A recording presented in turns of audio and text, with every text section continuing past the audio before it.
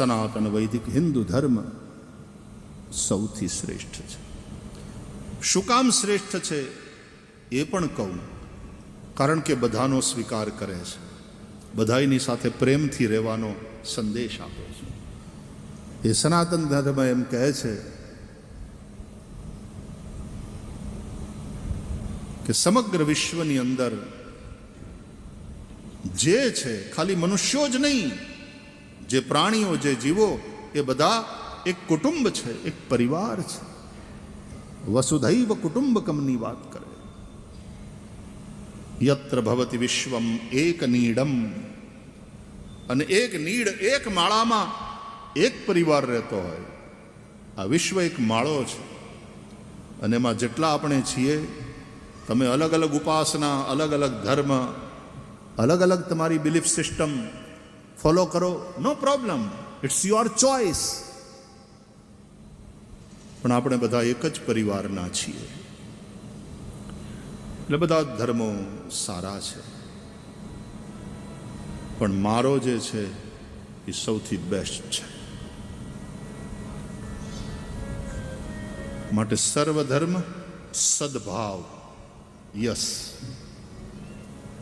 પરસ્પર સદભાવ, inter religious harmony એ વિશ્વ શાંતિ માટે જરૂરી છે. અને એ હાર્મની જો ખપતી હોય તો religious conversion should not be an agenda for any of the religions.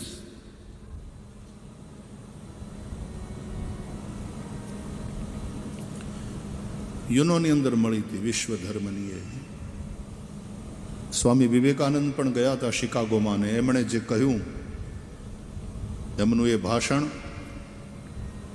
એ તો અમર થઈ ગયું, કારણ કે સનાતનના આધારે હતું. સનાતનના શાશ્વત સંદેશને વિશ્વ સુધી પહોંચાડનારું હતું.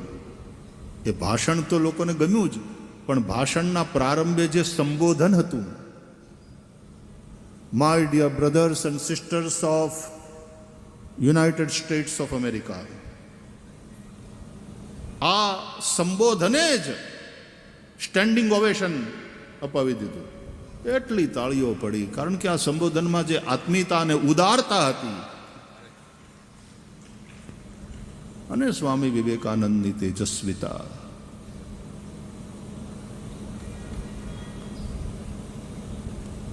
કેવો આનંદ આવે છે આ કથા. આજે તો સૂર્યનારાયણ પણ નીકળી ગયા. લ્યો, એને એમ થયું કે મારે 2 દી કથામાં ગેરહાજરી રહી, હાલ હવે જાઉં, આજે કૃષ્ણ જન્મ છે, નહીં તો દર્શન વગરનો રહી જઈશ. એટલે બહાર તો બધું હુકાઈ જાય, અંદર નહીં હુકાય. બહાર હુકાઈ જશે બધું, જે પાણી બાણી છે, અંદર નહીં હુકાય. ને આપણે અંદર બેઠા છીએ, આપણે થોડું હુકાઈ જવાનું છે, આપણે લીલાછમ રહેવાનું છે. આપણે કથા સાંભળીએ છીએ, વાલા, આપણે ભીંજાયેલા રહેવાનું છે, ભાવમાં ભીંજાયેલા, કૃષ્ણ પ્રેમમાં ભીંજાયેલા.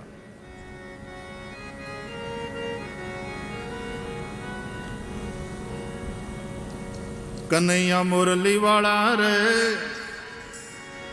કનૈયા મુરલી વાળા રે, કનૈયા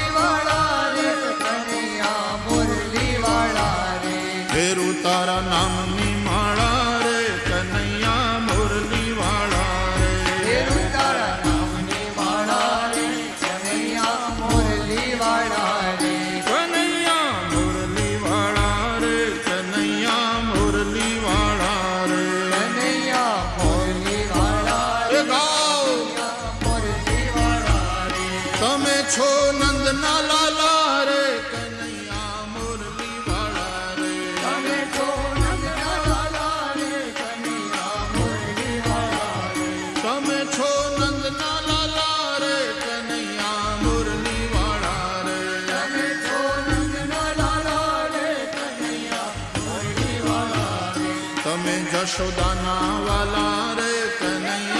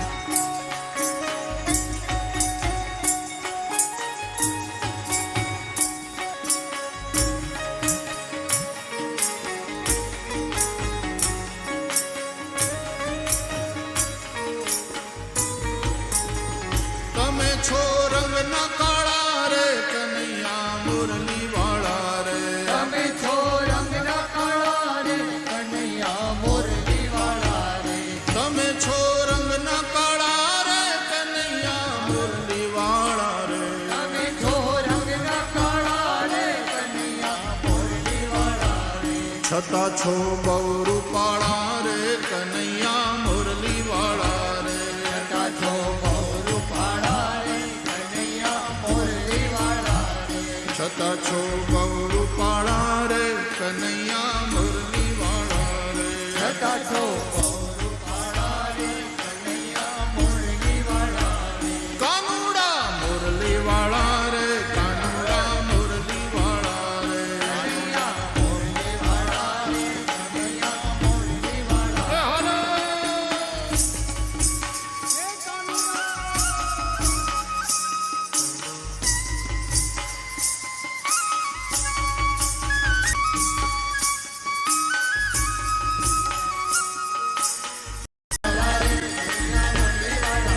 કનૈયા મુરલી વાળા રે કનૈયા મુરલી વાળા રે. કનૈયા મુરલી વાળા રે કનૈયા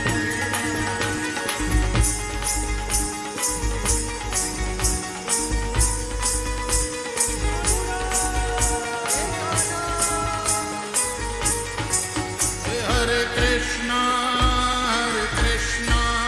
કૃષ્ણ કૃષ્ણ હરે હરે. કૃષ્ણ હરે કૃષ્ણ કૃષ્ણ કૃષ્ણ હરે હરે. હરે રામ રામ રામ હરે હરે.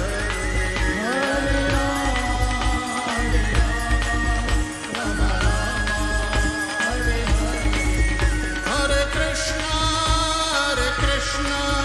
કૃષ્ણ કૃષ્ણ હરે હરે. હરે કૃષ્ણ પુકારીએ હરે રામ રામ રામ હરે હરે. હરે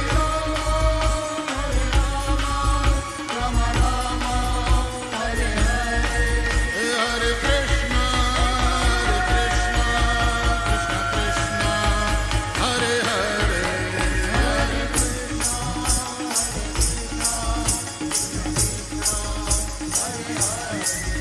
હરે રામ રામ હરે હરે.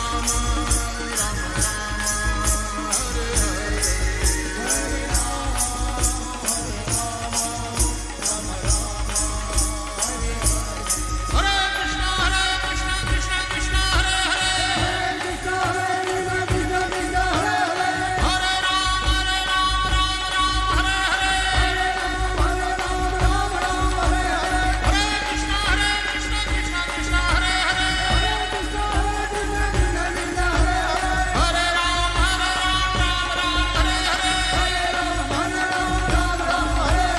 હરે કૃષ્ણ કૃષ્ણ હરે હરે. હરે રામ હરે હરે.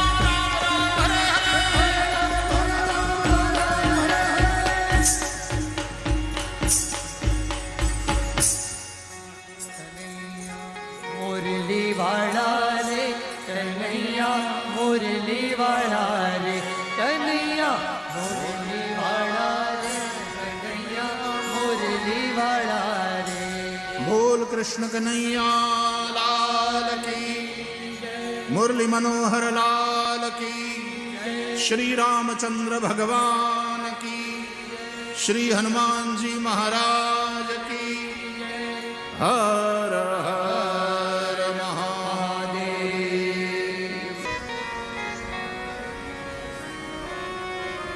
સનાતન ધર્મમાં અને એમાંય વિશેષ કરીને આપણા ભક્તિ માર્ગમાં કીર્તનની સાથે નર્તન,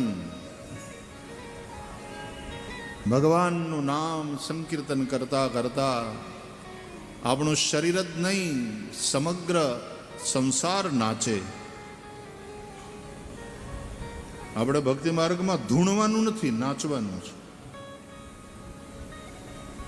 ઘણા ઠેકાણે ઘણા ધૂણાવે, ભક્તિ માર્ગમાં નાચવાનું. નૃત્ય પગ ઘૂંઘર બાંધ મીરા નાચી રે. લોગ કહે મીરા ભઈ બાવરી.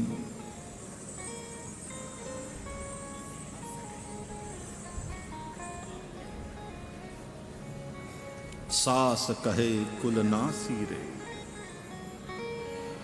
પગ ઘુંઘર બાંધ મીરા નાચી. તો કૃષ્ણ પ્રેમ, ભગવત પ્રેમ, સનાતન ધર્મ પ્રત્યેની દ્રઢ આસ્થા, મજબૂત આસ્થા. ધર્મમ ભજસ્વ સતતમ,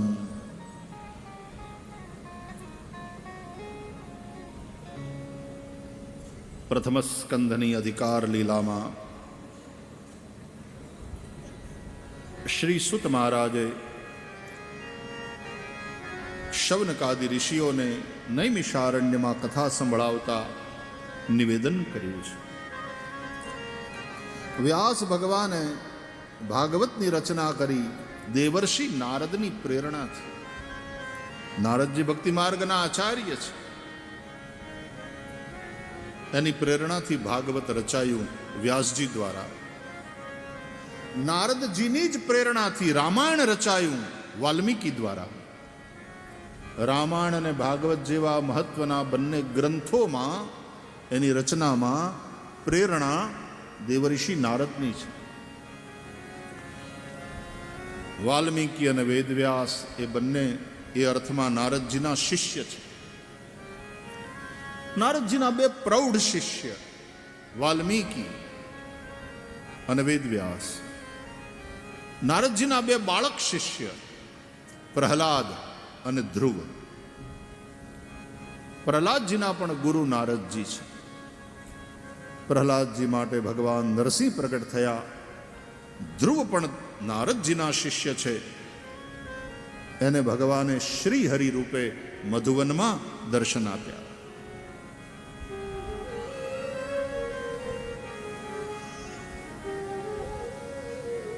શુકદેવજીએ આ ભાગવત રાજા પરીક્ષિતને સંભળાવ્યું. પરીક્ષિતના જન્મ કર્મની કથા સંભળાવી છે. કૌરવ પાંડવોના યુદ્ધની વાત.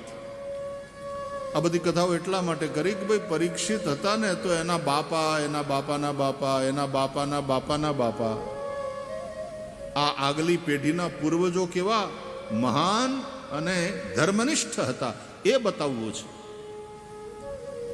પરીક્ષિતના માતા ઉત્તરા, પરીક્ષિતના દાદી દ્રૌપદી,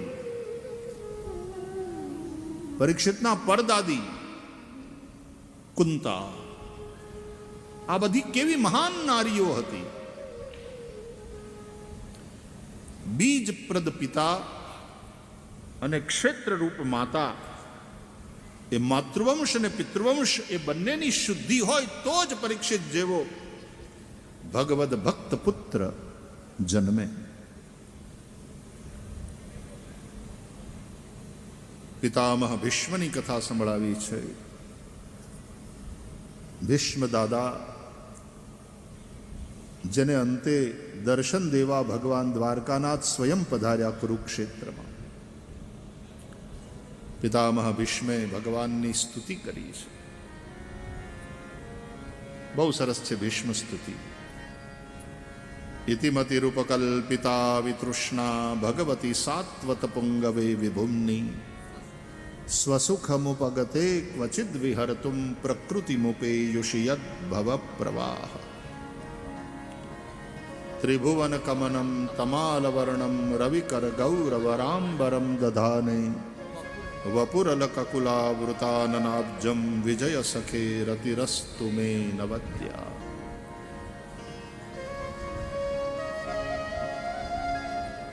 કુંતા માતાએ ભગવાનની સ્તુતિ કરી દ્વારકાનાથની, તો પોતાના દુઃખ માટે ફરિયાદ ન કરી, પણ એમ કહ્યું વિપદઃ સંતુ મે શશ્વત તત્ર તત્ર જગદ્ગુરો ભવતો દર્શનમ યસ્યાદ અપુનર્ભવ દર્શનમ. ભગવાન પાસે વિપત્તિ માગી. કેમ કે હે ભગવાન, વિપત્તિમાં તમારું સ્મરણ બહુ થાય છે. સુખમાં ક્યારેક માણસ ભૂલી જાય છે ભગવાનને, દુઃખમાં બહુ યાદ કરે. सुख में सुमिरन ना करे, दुख में करे सब कोई, जो सुख में सुमिरन करे तो दुख कहां से हो। इसलिए वो सुख पर पत्थर पड़ो कि राम हृदय से जाए, बलिहारी वा दुख की पल पल राम भजाए।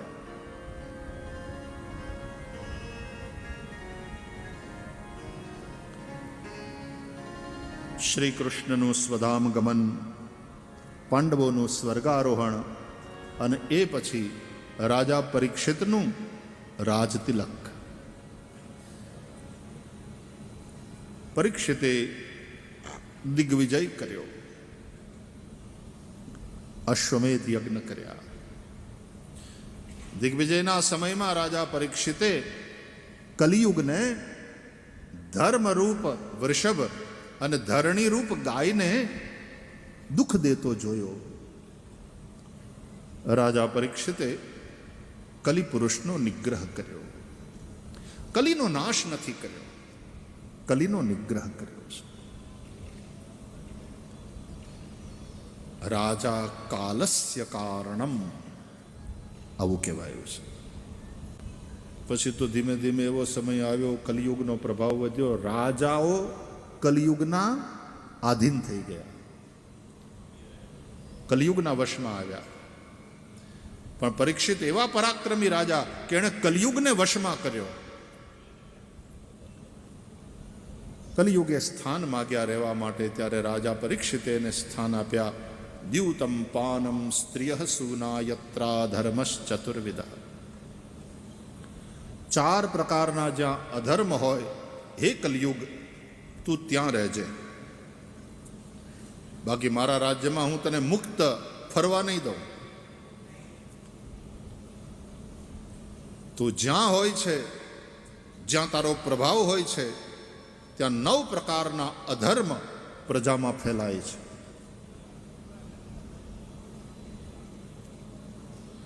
લોભો નૃતમ ચૌર્યમનાર્ય મંહો જ્યેષ્ઠા ચ માયા કલહશ્ચ દંભ. આ 9 પ્રકારના અધર્મ ફેલાય છે ત્યાં જ્યાં કલિયુગનો પ્રભાવ હોય. એનો વિસ્તાર કરવાનો સમય નથી, પણ આ 9 પ્રકારના અધર્મ બતાવ્યા છે. લોભ, અનૃતમ, અનાર્યતા, ઔંહ, જ્યેષ્ઠા, દારિદ્ર્ય, કપટ, કલહ, દંભ. પ્રજાના આચરણમાં જ્યારે આ વસ્તુઓ હોય ત્યારે પ્રજાનું પતન થાય છે. એ રાજ્ય ઉત્થાન પામી શકતું નથી. માટે જે રાજા હોય, જે સત્તામાં હોય, એણે કલીને નિગ્રહ કરી અને કંટ્રોલમાં રાખવો પડે. There is nothing like zero crime rate. પણ ક્રાઇમ રેટ જેટલો લો હોય એ જોવાની જવાબદારી રાજાની.